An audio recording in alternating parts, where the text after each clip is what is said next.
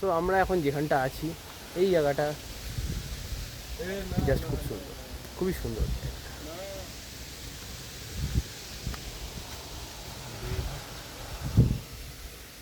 আজকে শুভেন্দু মনে হয় কসম খেয়েছে।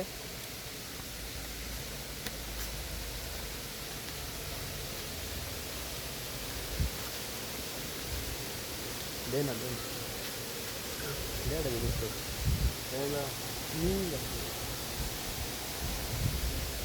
দেখতে পাচ্ছ গাছে জুতো, তো কিছু করার নেই, গাছ থেকে জুতো পাচ্ছে ছেলেরা।